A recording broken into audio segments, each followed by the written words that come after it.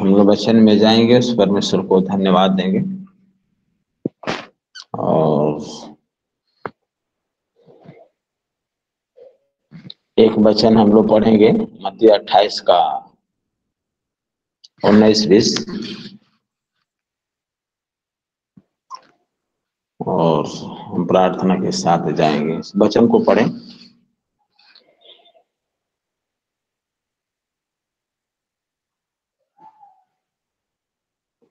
कौन सा किताब भैया? बोले नहीं, ठीक से नहीं आया। मत्ती 28 का 19-20 पढ़ेंगे। इसलिए तुम जाओ, सब जातियों के लोगों को चेला बनाओ और उन्हें पिता और पुत्र और पवित्र आत्मा के नाम से बपतिस्मा दो, और उन्हें सब बातें जो मैंने तुम्हें आज्ञा दी है मानना सिखाओ। और देखो, मैं जगत के अंत तक सदा तुम्हारे संग हूँ। आमीन आमीन। ठीक है, हम लोग प्रार्थना करेंगे। प्रभु जी, धन्यवाद देते हैं सुंदर वचन के लिए।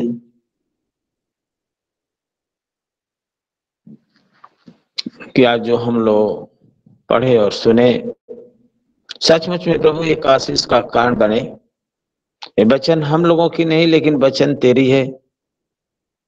आज हम लोगों के जीवन में होकर बातचीत कर प्रभु जी, हम लोगों के बीच में आओ, बातचीत कर ही परमेश्वर। आज मैं उस लायक तो नहीं, मैं बोलने में बद्दा हूं, मैं बुद्धिमान भी नहीं हूं, लेकिन बुद्धि देने वाला तू है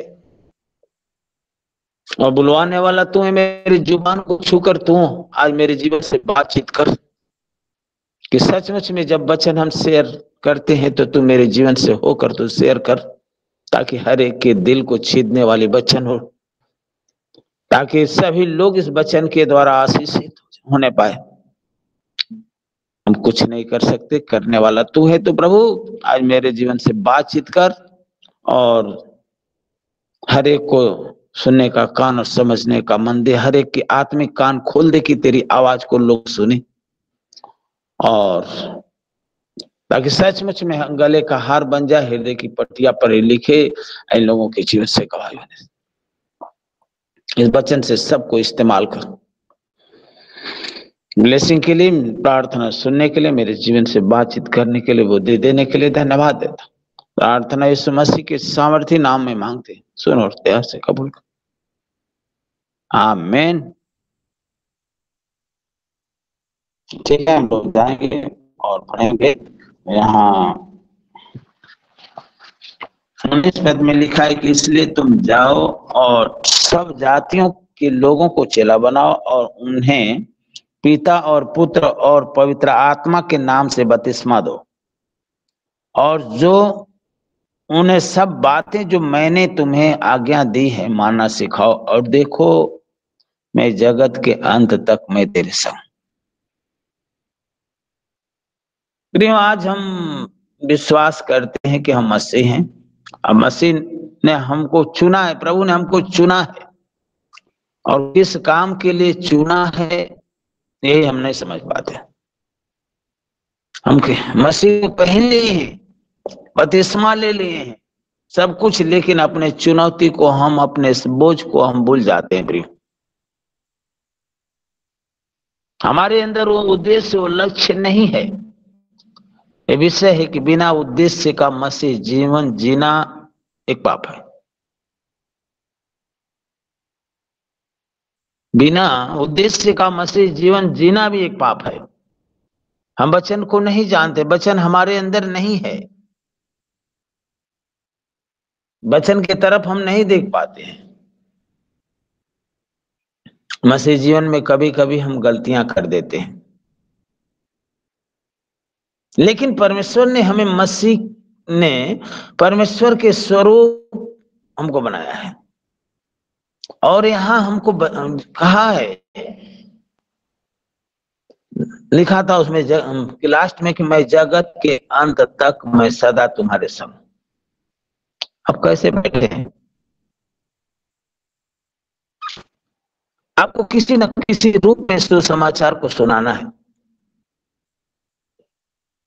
परमेश्वर के वचन को बांटना है।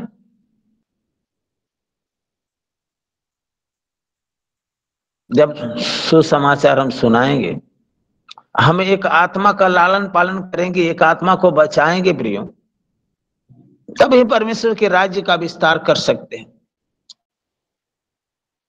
तब हमारा एक लक्ष्य होना चाहिए, हम एक बोझ, प्रार्थना का बोझ हो, हमारे सेवकाई का एक बोझ होना चाहिए हम लोगों के अंदर, क्योंकि हमारे एक एक बहनों को, भाइयों को, सबको परमेश्वर ने किसी न किसी रूप में चुना है।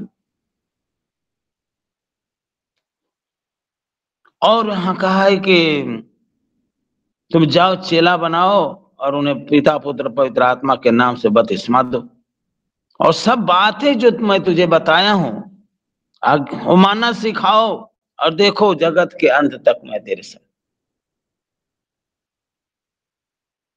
आज हमको बचाना है। वहां नीति वचन 1:32 में उसको कोई पढ़ दीजिए। वहां भोले लोग भी निर्दोष, बिना निरुद्देश्य भटक गए, उनके अंदर कोई उद्देश्य नहीं।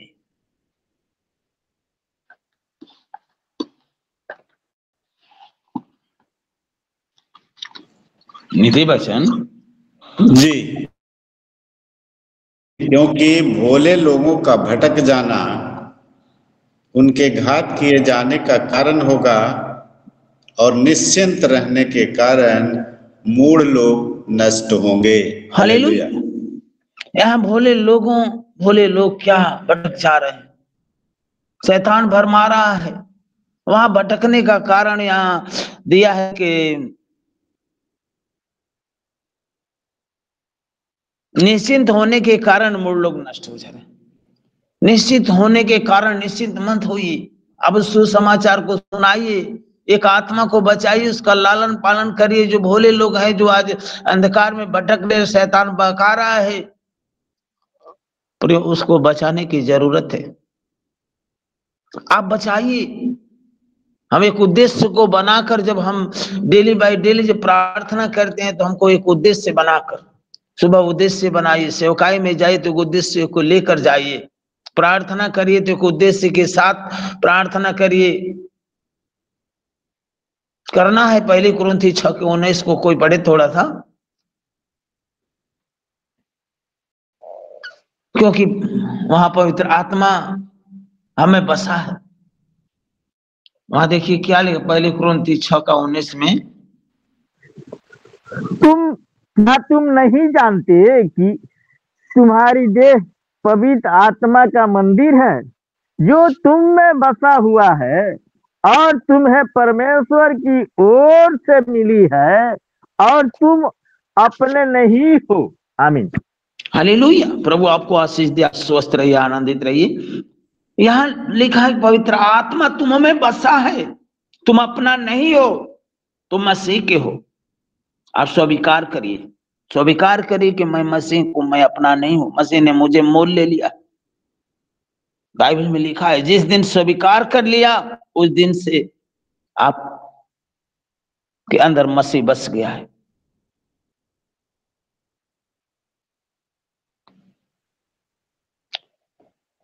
यदि हम मसीह में हैं तो बिना उद्देश्य के बिना हम जी रहे हैं तो एक पाप कर रहे हैं। वहां भोले लोग बिना उद्देश्य का वो भटक गए, लेकिन वहां देखिए प्रियो, यूहन्ना बिना निर्दोष नहीं भटका, पतरस नहीं भटका, यीशु मसीह निर्दोष नहीं भटके। आज निर्दोष हम लोग बिना उद्देश्य का प्रार्थना कर रहे हैं तो भी एक पाप है। बिना उद्देश्य का बाइबल पढ़ रहे हैं तो ये भी पाप है। बिना उद्देश्य का हम चर्च जा रहे हैं तो भी पाप। बिना उद्देश्य का दशमांश दे रहे हैं वो भी पाप है प्रियो। हमारे अंदर उस उद्देश्य होना चाहिए। बिना उद्देश्य का मसीह जीवन जीना बेकार है। आते हैं, जाते हैं, पढ़ते हैं, लेकिन हमारे अंदर वो एक बोझ नहीं है, एक उद्देश्य नहीं है।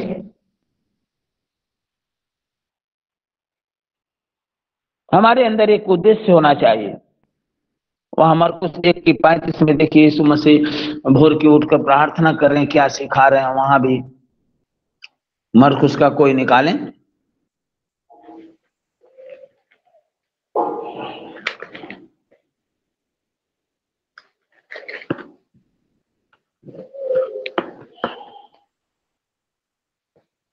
हमको उद्देश्य के साथ प्रार्थना करना है, वो पढ़े।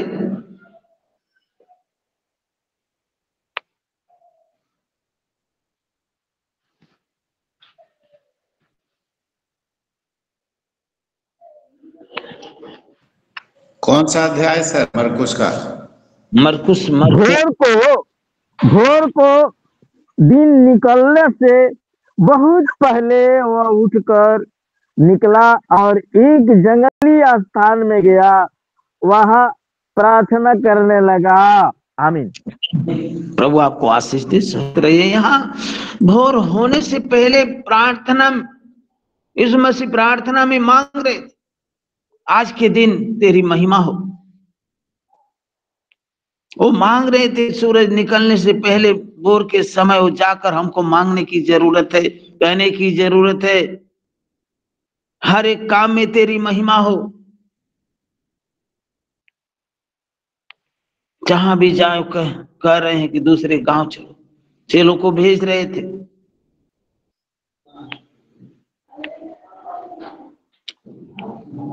और वहां यीशु मसीह 30 साल वो भोर की प्रार्थना कर रहे थे, और यीशु मसीह 30 साल सेवकाई के बाद, 30 साल के बाद उनको धार्मिकता का भूख रहा, और 3.5 साल सेवकाई किए।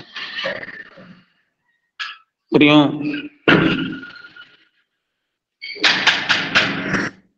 और चेलों को उपदेश देता रहा, चेलों को उपदेश देता रहा, सिखाता रहा, प्रार्थना करिए, जागते रहिए, प्रार्थना करिए एक उद्देश्य के साथ। लेकिन चेले नहीं सुनते। वहां मती 5:6 में है कि धन्य है जो धार्मिकता के भूखे और प्यासे, वो तृप्त किए जाएंगे। धार्मिकता के भूखे और प्यासे तृप्त किए जाएंगे। जो 7 में है कि धन्य है जो दयावंत है, क्योंकि उस पर दया की जाएगी। आज हम एक धार्मिकता का भूखा और प्यासा होकर हमको उद्देश्य के साथ जीने की जरूरत है। रोज का दिन बिना उद्देश्य का जी रहे हैं तो अपने को मरने की तैयारी कर रहे हैं। हमको उद्देश्य के साथ जीना है। जब हम उठते हैं तो अपने रोटी की व्यवस्था में लग जाते हैं। वचन में लिखा है कि मनुष्य केवल रोटी से नहीं, परमेश्वर के मुख से निकले हुए हर एक वचन से जीवित रह सकते। आप रोज कौन सी वचन को आप जीवित रखते हैं? कौन सी वचन से आप पूरे दिन जीवित हैं? डेली शरीर के भोजन की तैयारी तो करते हैं, लेकिन आत्मा के भोजन की तैयारी नहीं कर पाते हैं प्रियो। लेकिन वहां लिखा है कि परमेश्वर से मुख से निकले हुए हर एक वचन से जीवित रह सकते हैं। लेकिन हमको अब किस वचन से जीवित रहेंगे हमको देखने की जरूरत है। हमको वचन डेली एक उद्देश्य के साथ पूरे दिन हम बने रहें, बनने की जरूरत है। हमारे उद्देश्य, बिना उद्देश्य का हमारा जीवन जीना बेकार है प्रियो। वहां यशायाह 50:4 में लिखा है, परमेश्वर आपको सिखाता है।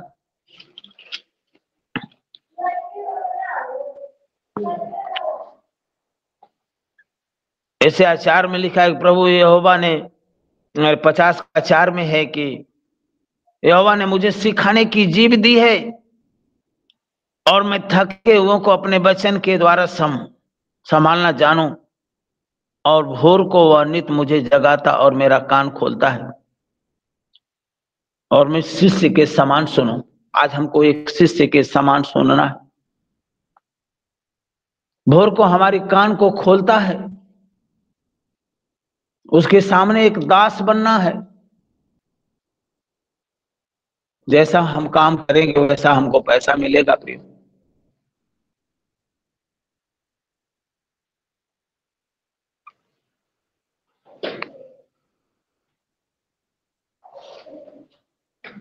हम केवल बैठे हैं, यीशु मसीह आएगा तो हमको ले जाएगा।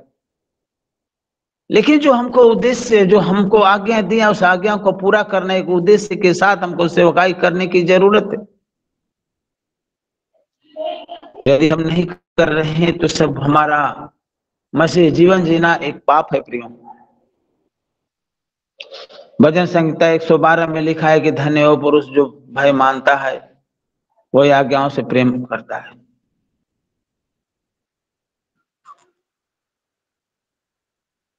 तो फिर आज हमको बोझ को लेकर हमको आज्ञाओं को मानने की जरूरत है।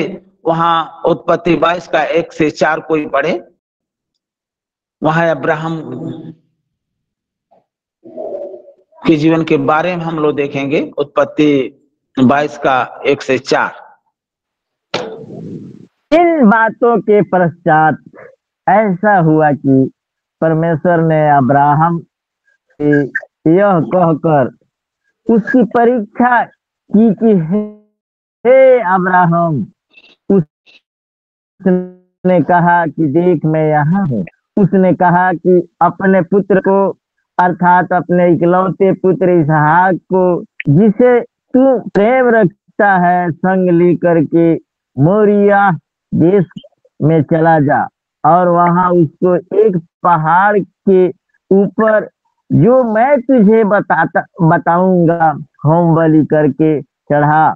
अतः अब्राहम सवेरे तड़के उठा और अपने गधे पर काठी कसकर अपने ही सेवक और दो सेवक और उसके पुत्र इसहाक के संग लिया और होम बलि के लिए लकड़ी और चीर ली। तब निकल कर उस स्थान की ओर चला जिसका चर्चा परमेश्वर ने उससे की थी। तीसरे दिन अब्राहम के आंखें उठा करके उस स्थान को दूर से देखा। आमीन। मैं यहाँ देखिए अब्राहम के जीवन को हम लोग देखेंगे। एक उद्देश्य था उनके जीवन में। बाइबल कहती है जिससे वो प्यार करता था उस परमेश्वर ने उसको होम बलि चढ़ाने के लिए बोल दिया।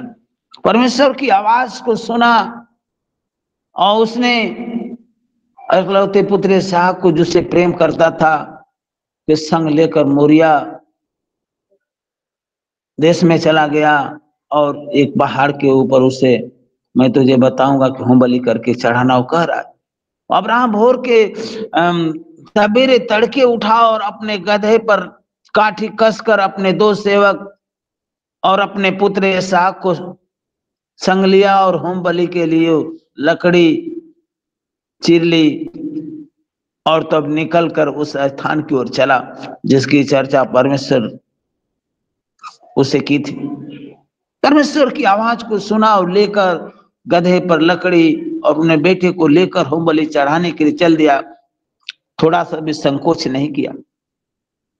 उस परमेश्वर की वचन को से आनंदित था।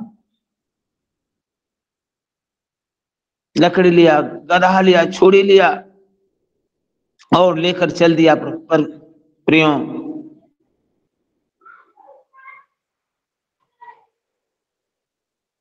और हो सकता है कि लकड़ी की भी वहां जरूरत हो तो ले आ, छुरी की जरूरत थी छुरी लिया, आग की जरूरत थी आग लिया। लेकिन वहां वो सोच रहा था कि मेरे पिता के मुख से निकला हुआ शब्द वापस न। वो आज्ञाओं का पालन करता था कि पिता के निकले हम बहुत प्रेम करते हैं अपने बेटे इसहाक से, लेकिन वो भी आज्ञाओं का पालन करता था कि जो पिता ने कह दिया उस काम को हम जरूर करेंगे। भजन संहिता 112 की 2 में लिखा है परमेश्वर की आज्ञा को सुनकर अति प्रसन्न होता है। जो परमेश्वर की आज्ञाओं को सुनकर अति प्रसन्न होता है उसका वंश पृथ्वी पर क्या होता है, पराक्रमी होता है और उसके घर में धन संपत्ति बनी रहती है। परमेश्वर की बातों को सुनता था, उसकी आज्ञाओं को मानता था कि कैसे परमेश्वर की बातें कटे। आज हमको भी एक उद्देश्य के साथ परमेश्वर की आज्ञाओं को मानना है।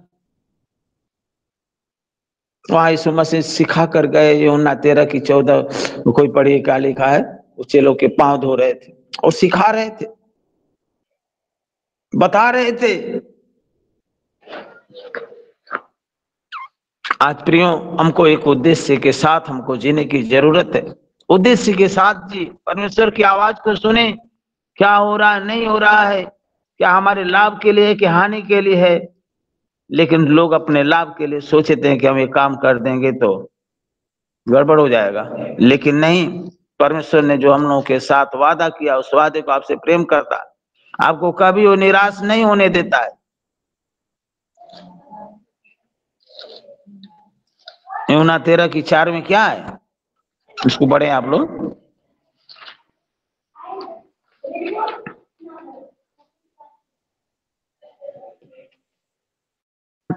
13 का 4 पढ़ना है कि 14 पढ़ना है? 14 पढ़ना है सर। 14 जी। यदि मैंने प्रभु और गुरु हो करके तुम्हारे पांव धोए तो तुम्हें भी एक दूसरे के पांव धोना चाहिए। आमीन। वहां यीशु मसीह चेलों को सिखा रहे हैं, बता रहे हैं, पांव को धोकर बता रहे हैं। एक रात पहले क्रूसिफाइड होने वाले थे, लेकिन चेले आपस में प्रेम नहीं करते थे, लेकिन वो सिखा रहे हैं कि मैं प्रभु होकर पांव धोए तो तुम भी एक दूसरे का पांव धो। पांव धोने का मतलब कि एक दूसरे के हर गलती को माफ करने की जरूरत है। एक उद्देश्य बना होना चाहिए, माफ करिए, प्रभु के प्रेम को अपने अंदर हो। वहां लिखा था कि यदि हमारा उद्देश्य है अब तो पवित्र आत्मा तुम्हारे में अंदर बसा है, तुम अपना नहीं हो, तुम मसीह के हो, स्वीकार कर लीजिए, मसीह की बातों को स्वीकार करिए, मसीह को स्वीकार करिए, कर लीजिए। और यहाँ लिखा है पांव धोकर सिखाया और कहा कि उसके हर धोने का मतलब है कि हर गलतियों को माफ करना है, माफ करिए।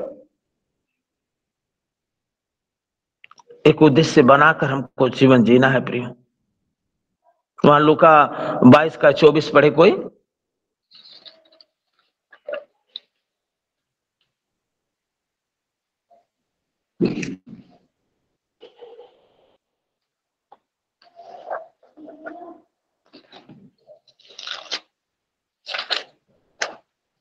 बाईस का 24।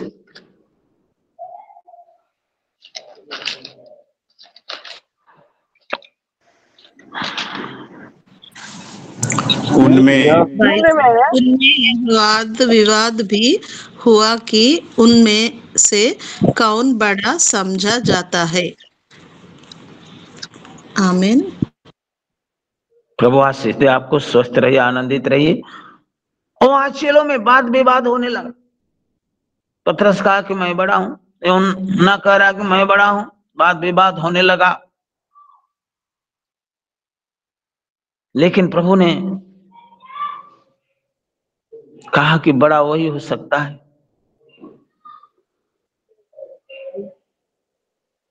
जो छोटा बनेगा वो बड़ा किया जाएगा, और जो बड़ा बनेगा छोटा किया जाएगा। प्रिय, हमको बड़ा बनने की जरूरत नहीं है, हम छोटा बनेंगे तभी बड़ा बनेंगे। जब हम अपने अंदर बड़ा बनते हैं, हम घमंड पैदा करते हैं, तो शैतान प्रकट हो जाता है। यदि आप संसार के उद्देश्य को बना लिया, संसार में लोग बड़ा बनना चाहते, कोई छोटा नहीं, किसी का अपराध को क्षमा नहीं करना चाहता है, लेकिन यीशु मसीह वहां चेलों को सिखा कर गए, वहां यीशु मसीह चेलों को सिखा कर गए और बता कर गए कि छोटा बनिए, छोटा बनेंगे तो बड़ा बनाए जाएंगे। धन्य है जो मन का दीन है, स्वर्ग का राज उन्हीं का है। धन्य हो जो नम्र और दीन है, पृथ्वी का अधिकारी वही बनेंगे। लेकिन सिखा कर गए। आज हम संसार में एक दिन के साथ, हमको एक उद्देश्य के साथ हमको प्रभु की सेवा करना है।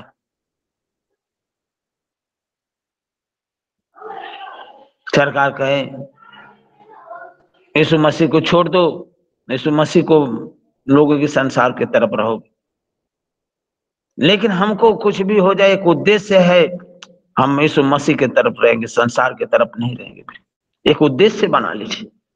यीशु ने कहा कि धर्म और राज्य की खोज कर लो और सारी वस्तुएं मिल जाएगी, पक्का आपको मिलेगी, पक्का मिलेगी। धर्म और राज्य की खोज करना है। हम उठते हैं तो अपने लिए प्रार्थना करते हैं, लेकिन अपने लिए नहीं मांग रहे, अपने लिए मांग रहे हैं। तो क्या हम राज्य और धर्म की खोज कर रहे हैं? दोष लगा रहे हैं? क्या हम अपने राज्य धर्म की खोज रहे हैं, कर रहे हैं, विरोध कर रहे हैं आपस में, पास्टर में विश्वासी में विरोध हो रहा है? क्या हम धर्म और राज की खोज कर रहे हैं?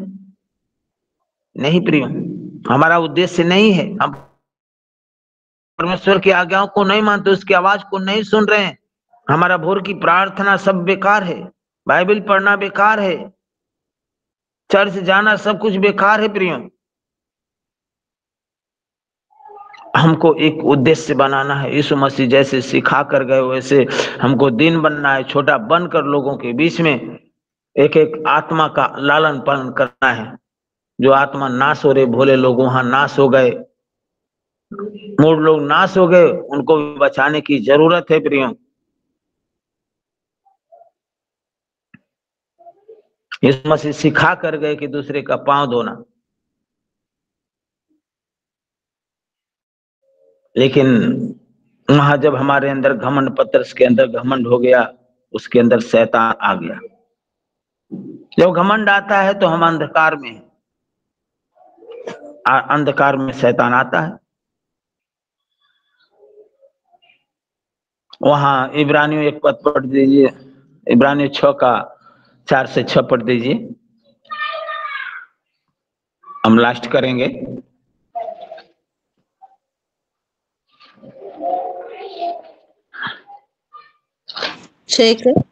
कितना वचन? इब्रानियों 6 का कितना वचन? 4 से पढ़ेंगे, 4। क्योंकि जिन्होंने एक बार ज्योति पाई है और जो स्वर्गीय वरदान का स्वाद चख चुके हैं और पवित्र आत्मा के भागी हो गए हैं और परमेश्वर के उत्तम वचन का और आने वाले युग की सामर्थ्य का स्वाद चख चुके हैं, यदि वे भटक जाए तो उन्हें मन फिराव के लिए फिर नया बनाना अनहोना है, क्योंकि वे परमेश्वर के पुत्र को अपने लिए फिर क्रूस पर चढ़ाते हैं और प्रकट में उस पर कलंक लगाते हैं। आमीन। 6 तक पढ़ी। बस वचन को आप जान चुके हैं, पवित्र आत्मा को आप जान चुके हैं और उसको चख लिए हैं प्रियो।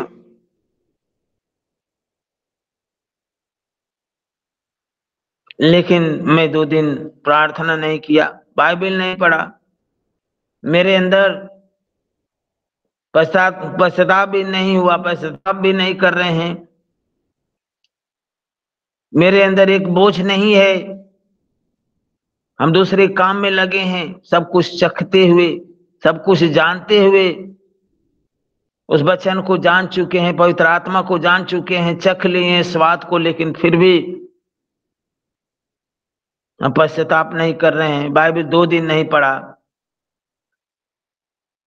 2 दिन प्रार्थना नहीं किया, समय नहीं मिला, हमको बोझ नहीं है। हम क्या समझ रहे हैं प्रियो? आपको एहसास होना चाहिए, आपको एहसास नहीं हो रहा है कि हम परमेश्वर के चरणों में बैठे हैं, परमेश्वर को जानते बिना उद्देश्य का आप मसीह जीवन जी रहे हैं, तो आप कर रहे हैं। हमको डेली प्रार्थना की जरूरत है, एक उद्देश्य के साथ। जब भी हम उठे भोर को, जब यीशु मसीह प्रार्थना कर रहे थे, जब भी हम भोर को उठे प्रार्थना के साथ, सेवकाई में जाए, कहीं भी जाए प्रार्थना के साथ, हर एक कामों में प्रभु तेरी महिमा हो, जाने में तुझे महिमा हो, बातों में तुझे महिमा हो, हर जगह जहां भी जाऊं प्रभु तुझे महिमा मिले, तभी परमेश्वर के राज्य का हम विस्तार कर सकते हैं प्रियो। बाइबल में लिखा है कि चेले बनाओ, चेले बनाओ, वहां लिखा था कि चेले बनाओ और उसको पिता पुत्र पवित्र आत्मा के नाम से बपतिस्मा दो, जो मैं आज्ञा तुझे सिखाया हूं, आज्ञा मानना सिखाओ, देखो मैं जगत के अंत तक मैं तेरे संग।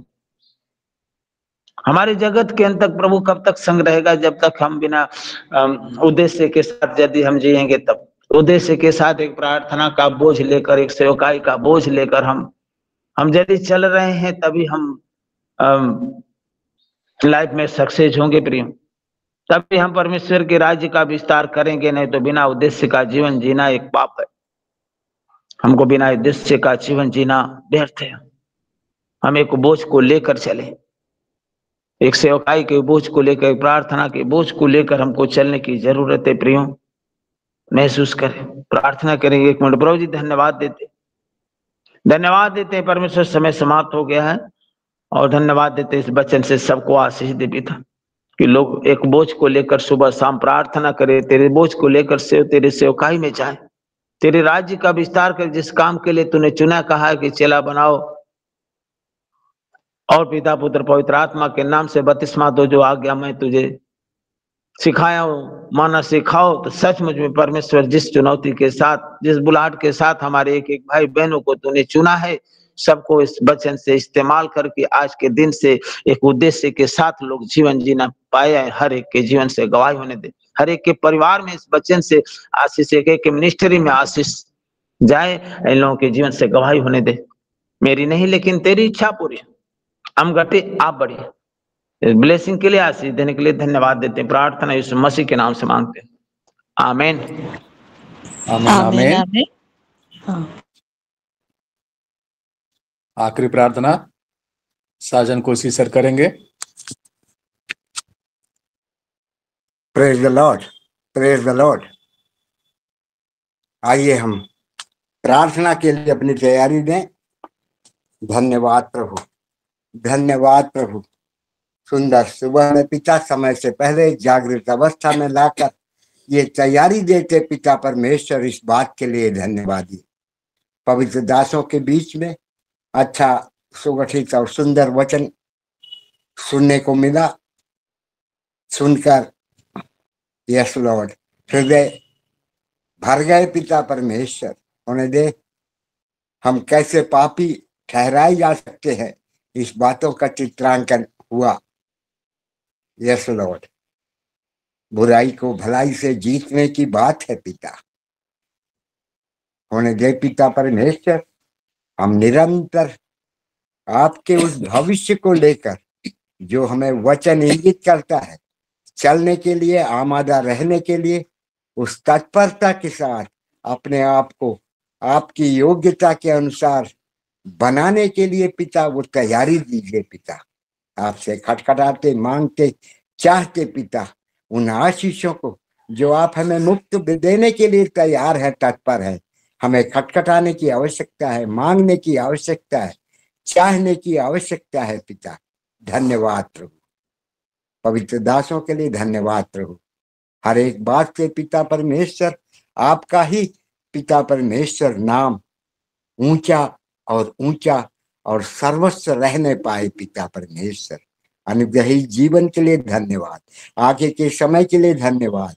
बिना आपकी कृपा के हमारा एक पल भी आगे बढ़ना मुश्किल है पिता परमेश्वर। यस, धन्यवाद प्रभु। अच्छा वचन, अच्छे दासों के बीच में पिता ये जो अनुग्रह का समय है हम व्यतीत कर पाए, धन्यवाद प्रभु, धन्यवाद प्रभु। 2-3 दिन हमारे सेंटर पास्टर धनराज साहब के साथ भी हम बिता पाए, धन्यवाद प्रभु। आदर महिमा आपको देते, प्रार्थना को प्यारे प्रभु यीशु मसीह के नाम से मांगते, आमीन आमीन आमीन आमीन। अब समय है ज्योति हरि से वोट ऑफ थैंक्स को सुनेंगे। ज्योति हरि,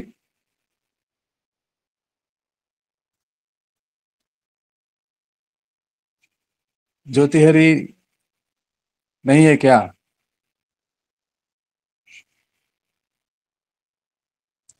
मदन कुमार जी म्यूट में है। हाँ, अनम्यूट कीजिए ज्योति हरि। जी सर, सभी को जय मसीह। धन्यवाद देते प्रार्थना के लिए विश्वनाथ प्रसाद सर को और जिन्होंने भी भजन गाया उनको भी सुंदर सा भजन के लिए धन्यवाद देते हैं। और धन्यवाद देते वचनों को पढ़े जाने के लिए मदन कुमार सर को, जयवीर सर को, रामपाल सर को, साजन कशिश सर को, अनुज सर को और इंद्रयासन सर को और विश्वनाथ प्रसाद सर को धन्यवाद देते हैं। आशीष वचन को पढ़े जाने के लिए जयवीर सर को और सुंदर से प्रचार के लिए धन्यवाद देते हैं फिर से राम इकबाल सर को। और आखिरी प्रार्थना के लिए धन्यवाद देते हैं खुशी सर को और धनराज सर उनकी पूरी टीम को धन्यवाद। जय मसीह। जय मसीह। आपको भी, आपके लिए भी प्रार्थना करते हैं। आपके खासकर आपके मौसी जी के लिए प्रार्थना करते हैं, मदनिया हरि के लिए, आपके परिवार के हर सदस्य के लिए भी प्रार्थना करते हैं। गॉड ब्लेस यू बेटे। अब समय है आशीषों को लेंगे। ये सभा यहीं पर संपन्न होगा। पास्टर राम इकबाल राव जी, आप आशीषों को सुनाएं।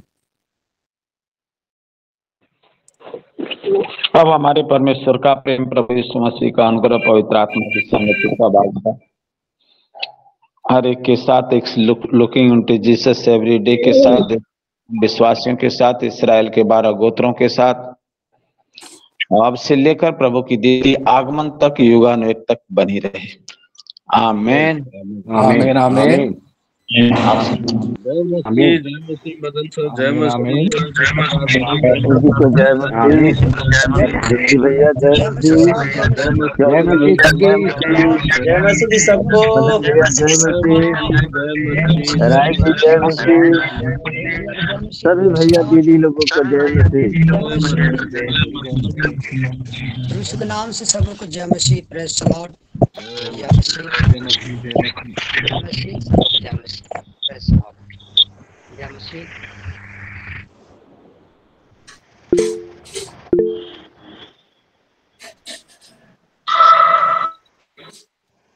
जय मसीह।